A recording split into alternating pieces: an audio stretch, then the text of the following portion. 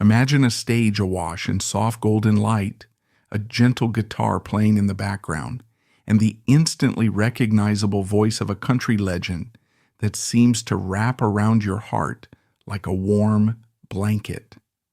That voice belongs to Don Williams, a man known as the Gentle Giant, who stood tall not just in stature, but in the calm confidence and quiet power of his music. Yet behind that soothing tone and those easy-going, heartfelt lyrics, there lies a story filled with personal challenges, major triumphs, a few unexpected turns, and a longevity that took him across decades of country music history.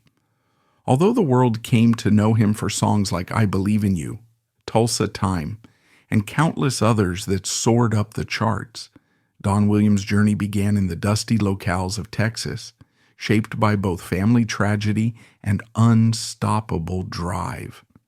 Today, let's unravel the tale of how a boy from Floydada, Texas, found his voice, conquered the hearts of millions, stepped away from the spotlight more than once, and left a musical legacy that continues to enchant fans around the world. Born on May 27, 1939, in the small town of Floydada, Texas, Don Williams entered the world as the oldest of three sons to Lavetta Mae Lambert and James Andrew Jim Williams. From the get-go, one might imagine the little baby's eyes taking in the vast Texas skies, perhaps foreshadowing the horizon he would one day come to dominate. Home life was modest, shaped by the realities of rural living, where dusty roads, big open fields, and the hum of a radio playing the country hits of the day were all part of the texture. Growing up as the eldest child came with responsibilities. There were always tasks to help around the household, not to mention keeping an eye on younger brothers whenever circumstances demanded it. And while no one can truly predict a child's future, there were likely gentle hints even then. Maybe a playful strumming on a makeshift guitar, or that calm, laid-back demeanor he'd carry through life. In the years that followed, life led the Williams family to Portland, Texas, a small coastal city just north of Corpus Christi. It was here that Don spent much of his childhood, settling into the local community, forging friendships, and developing the character that would define him. He attended Gregory Portland High School, where he graduated in 1958. It's easy to picture the lean teenager, hair probably short, in that classic 1950s style, walking the hallways with a sense of quiet assurance. Perhaps he participated in extracurriculars, though the real love, music, might have been simmering just beneath the surface. High school in the late 50s was a place where rock and roll was breaking out, where crooners and country singers battled for the top spot on the charts, and where many a teenager dreamed of grabbing a guitar and stepping on stage. For Don, that dream was still in its infancy. He likely had no idea he would one day become a staple of country radio, recognized for a voice so smooth and comforting that radio stations practically wore out his records. Around this time, Don's family underwent a major change when his parents divorced. Divorce is never easy for children, and for Don, who was on the cusp of adulthood himself, it meant adapting to new family dynamics. His mother, Lavetta, eventually remarried twice, first to Chester Lane and then to Robert Bevers. Each shift in the family structure could have brought challenges. There might have been new homes, different routines, and the emotional transitions that come with step-parents. Still, Don maintained that signature low-key resolve. It's not hard to imagine him processing these changes quietly, perhaps channeling any sense of displacement into a deeper empathy that would later shine through his music. Tragedy struck the Williams family on July 20th, 1963, when Don's eldest brother Kenneth died from electrocution after accidentally touching a live wire. He was only 29 years old. Such a loss would be devastating for any family, and one can only guess at the depth of Don's grief. Kenneth's passing likely reminded Don of just how fragile life can be. Sometimes, in the face of tragedy, people discover a sense of purpose or a renewed drive to honor those who have departed. Perhaps that need to keep going, to find meaning in the darkness, led Don to his next chapter. While we can't know every emotion he felt, we can imagine the sorrow, the sense of life altered beyond repair, and the quiet determination to keep Kenneth's memory alive through living fully. That sense of living fully might have been precisely what propelled him toward a career that would eventually lift countless spirits. Following his brother's untimely death, Don enlisted in the United States Army Security Agency, serving for 2 years. It's a detail in his biography that sometimes gets overshadowed by his music accomplishments, but it speaks volumes about his character. The Army Security Agency was the intelligence branch, so Don's responsibilities might have included communications, surveillance, or other tasks requiring the calm steadiness he was known for. The military can be a place of significant personal growth, teaching discipline, resilience, and an ability to handle high-pressure situations. For someone like Don, who was naturally inclined to steadiness, military training might have refined those qualities further. After serving his time and receiving an honorable discharge, he returned to civilian life. In those initial years after the Army, he took on various odd jobs, doing whatever it took to support himself and those he cared about. This was a period of transition, an era where he hadn't yet stepped onto that glittering path of musical stardom, but was instead finding a way day by day to shape his future. Eventually, fate nudged him toward music. The Pozo Seco Singers, a folk pop trio that included Susan Taylor and Lofton Klein, became Don's entry point into the recording industry. They recorded for Columbia Records, and though their style leaned more on folk and pop than the traditional country that Don would later champion, those years were undoubtedly formative. Standing in a recording booth, learning harmonies, grappling with the complexities of studio work, or even dealing with the business side of music, all of that experience quietly built the foundation for Don's future successes. It was a chance for him to test his comfort with performing and refine his stage presence. Although the Pozo Seco Singers eventually drifted apart, their discography remains a fascinating window into Don's pre-country days, showcasing a younger voice that was still discovering its full power. By 1969, Don parted ways with the Pozo Seco Singers. The group itself disbanded entirely the following year. Even for an artist who would find remarkable success as a solo act, dissolving a band can stir up a sense of uncertainty. Would the next step be steady or shaky? Should he continue pursuing a music career, or was it time to find a more conventional job? These are questions that linger in many artists' minds once a group breaks up. For a time, Don stepped away from the industry, perhaps taking stock of his life, maybe wondering if the big dreams of a music career were truly within reach, or if it was time to pursue stability elsewhere. Transition periods can be daunting, but they can also serve as catalysts for reinvention. In Don's case, the quiet man with the gentle voice wasn't finished with music, not by a long shot.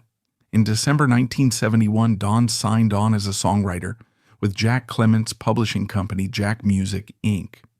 That was a turning point, a new shot at immersing himself in the business side of country music, all while polishing his songwriting skills.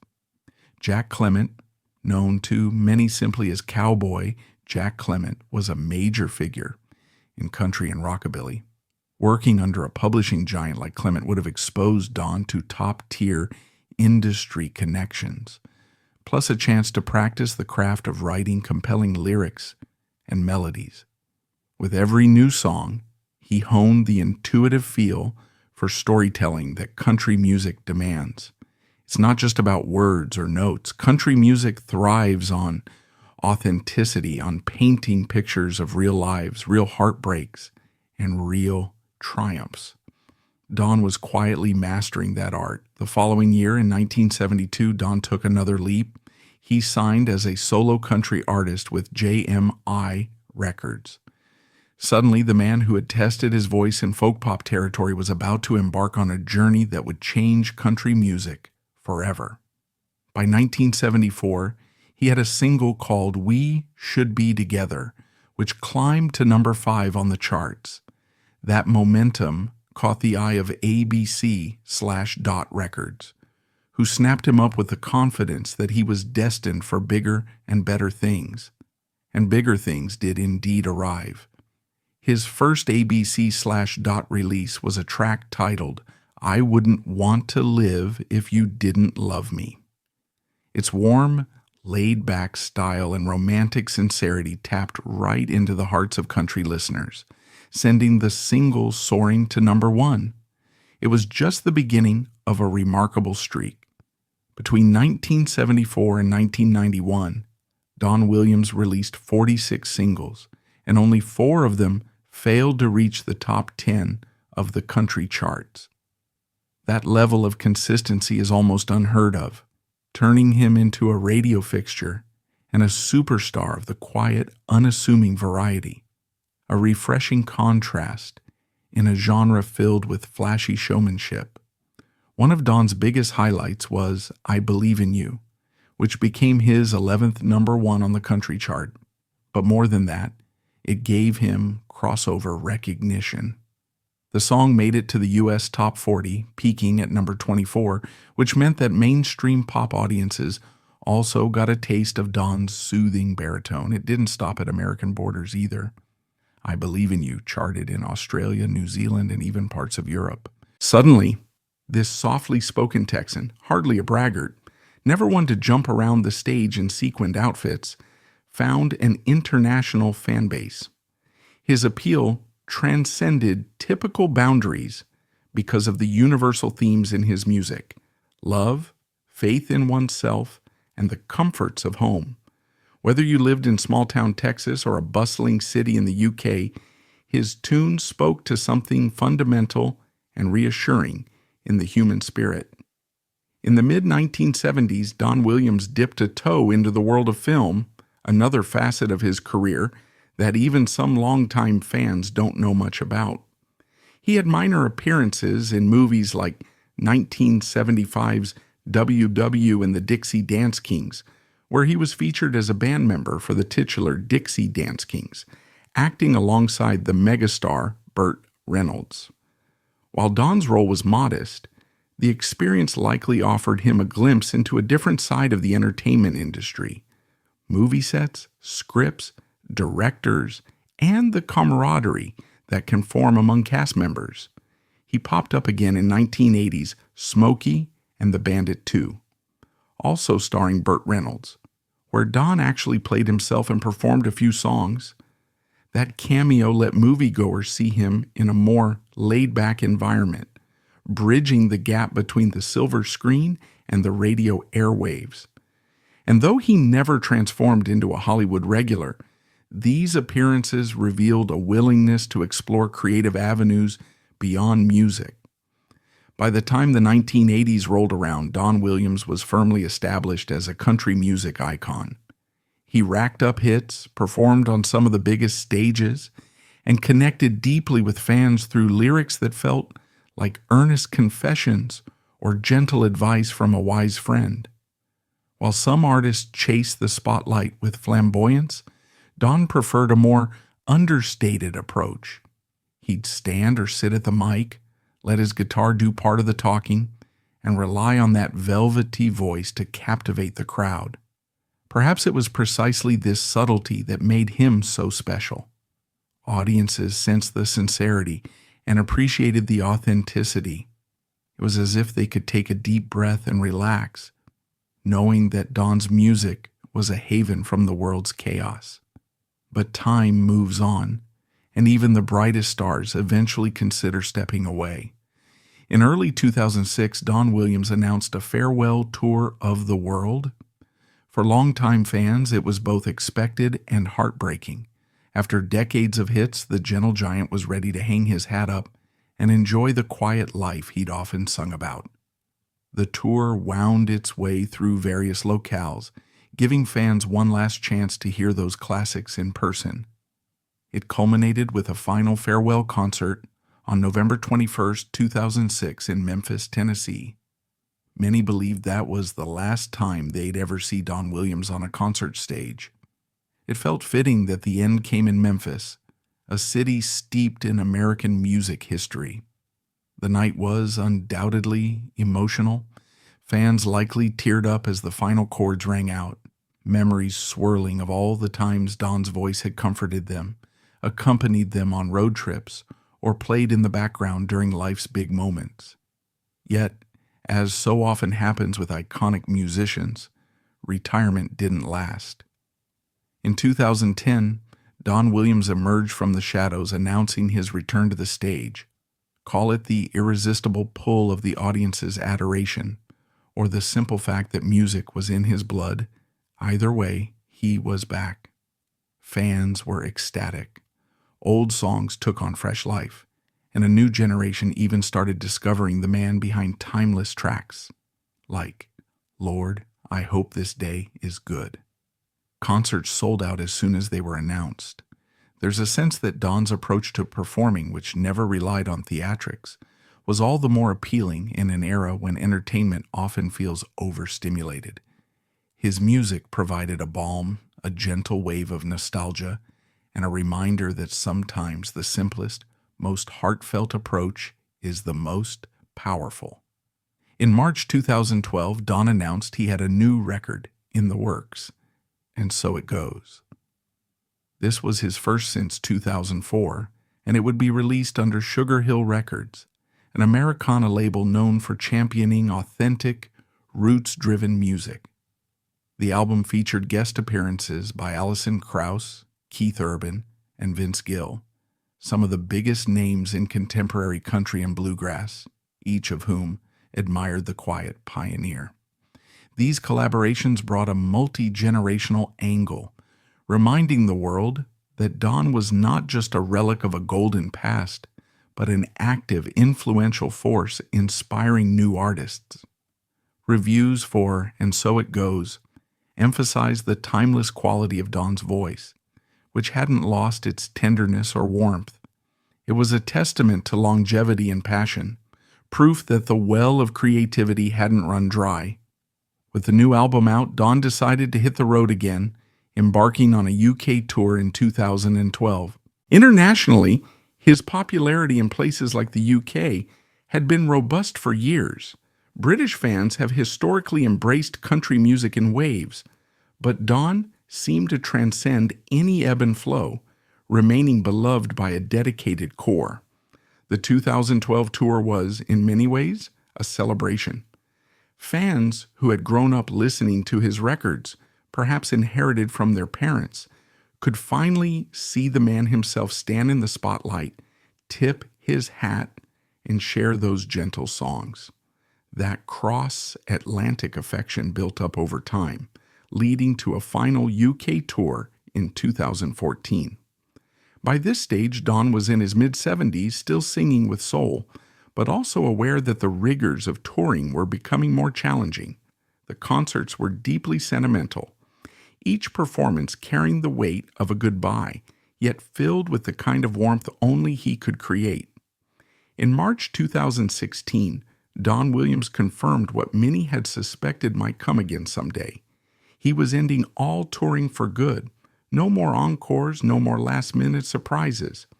This time, it felt definitive. He canceled upcoming shows and said he wanted to hang my hat up for real, to enjoy the peace and quiet of home life. For fans who'd been spoiled by his multiple comebacks, this news was bittersweet. They understood. After a lifetime of traveling, playing, and sharing his music, maybe it was time for him to step away, to relish the calm he'd so often sung about. The statement carried a sense of closure, reminiscent of that abiding theme in his music: acceptance and gratitude for the simple joys of life. Personal life is often overshadowed for celebrities, but for Don, it was a cornerstone. He married Joy Janine Boucher in April 1960, a union that lasted the rest of his life. Together they had 2 children, and while Don's public image revolved around his stage persona, behind the scenes he was a husband and a father, navigating the same day-to-day realities as any family. It's not hard to imagine him in a quiet Texas home, maybe on a ranch, strumming a guitar while his kids wandered in and out of the living room. That personal stability might have been exactly what enabled him to maintain such a gentle, composed presence in public. Where other artists faced scandal or chaos, Don found refuge in a happy marriage and family life that rooted him firmly when everything around him, tour schedules, recording sessions, public appearances, could become a whirlwind. On September 8, 2017, news broke that Don Williams had passed away in Mobile, Alabama, from emphysema at age 78. Although fans had known he struggled with health issues, the loss still hit hard. Tributes poured in from the music community, with stars and fans alike mourning not just the man, but the comfort his music provided for so many years. Radio stations played his classics back to back. Listeners called in to share memories, and social media lit up with messages of love and gratitude. The gentle giant was gone, but that voice, soft, reassuring, endlessly comforting, remains. In fact, in the days and weeks following his passing, sales of his album soared once again, as people returned to those familiar tunes that had accompanied them through breakups, long drives, lazy Sunday afternoons, and the everyday ups and downs of life.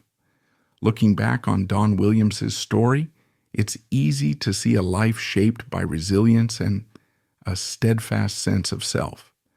There's the small-town Texas boy whose family life shifted with divorces and remarriages, who lost his beloved older brother in a tragic accident, and who served in the Army for 2 years before even discovering a path in music.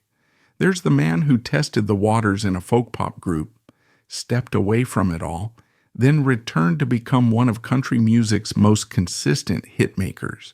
The artist who, amid the glitz and glam of the Nashville scene, never lost that understated style, preferring to let his songs speak for themselves.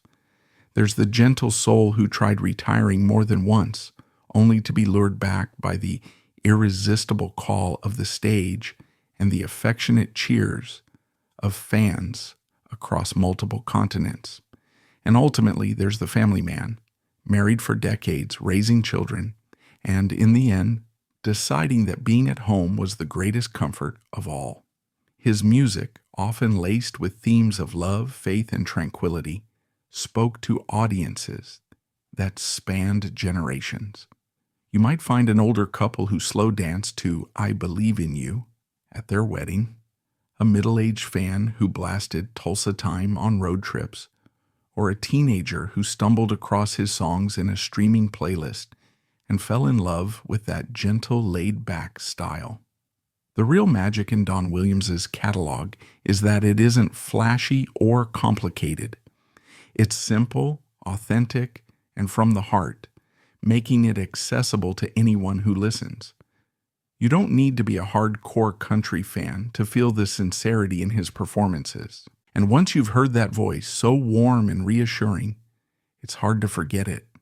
His life journey, from Floydada to Portland, from heartbreak to success, from retirement to comebacks, reads like a quiet epic, complete with twists and turns, bittersweet farewells and triumphant reemergences. Every step of the way, Don Williams maintained an aura of genuine humility, which endeared him all the more to his supporters. That humility might also explain why, despite his astonishing achievements and his presence in millions of record collections, he never lost that sense of being a regular guy. Perhaps that's the essence of the gentle giant mystique: greatness achieved without arrogance, fame handled with gratitude, and music delivered with sincerity.